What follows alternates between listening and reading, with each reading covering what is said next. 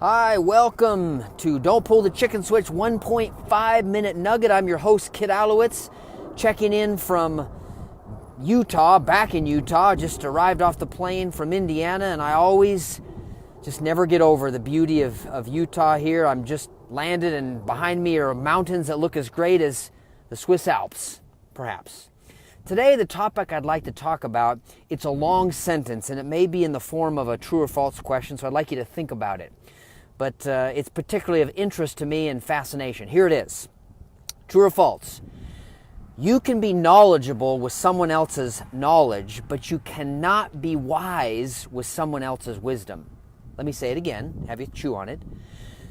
You can be knowledgeable with someone else's knowledge, but you cannot be wise with someone else's wisdom.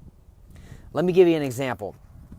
It is common knowledge that if you take care of your body, it will pay back dividends.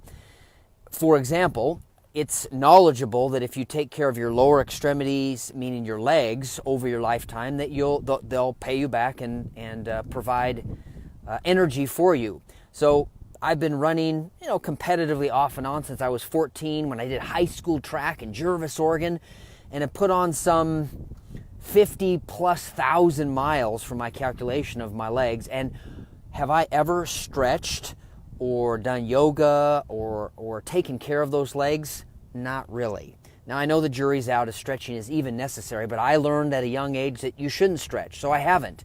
And now, as I'm almost 47 years old, I'm struggling with ongoing, not excessive pain, but hamstring issues, thus driving me to go to the chiropractor. I'm just outside his office yet again today to try to give me some magic potion to help my legs do better. So it's knowledge. If you take care of your legs, they will return the favor.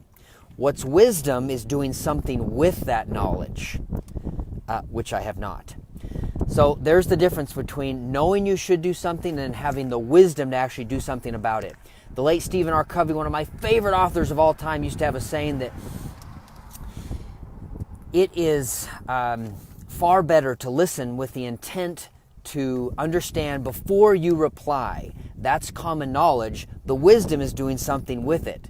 And I have been guilty many times in my life in understanding, knowing, having the knowledge that I should first seek to understand before I make myself understood. The wisdom is doing something about it, having the empathy, having the space, the ability to put a space between the stimulus, which is talking with another person, and then the response or the reaction, which is listening with the intent to understand. So my challenge to you this morning as I head off to the chiropractor is to consider the knowledge or the data that you can be knowledgeable with someone else's knowledge, but you cannot be wise with someone else's wisdom. So when it comes to don't pull the chicken switch, consider that it truly takes moving from knowledge that you should follow through on commitments after the emotion of making that commitment is passed. That's just common knowledge. But to make it wisdom, which can only be yours, you've got to internalize it and institutionalize it, make it part of who you are, and then in fact follow through on whatever it is you're working on, and then you will find you pull the chicken switch less. Have a great day.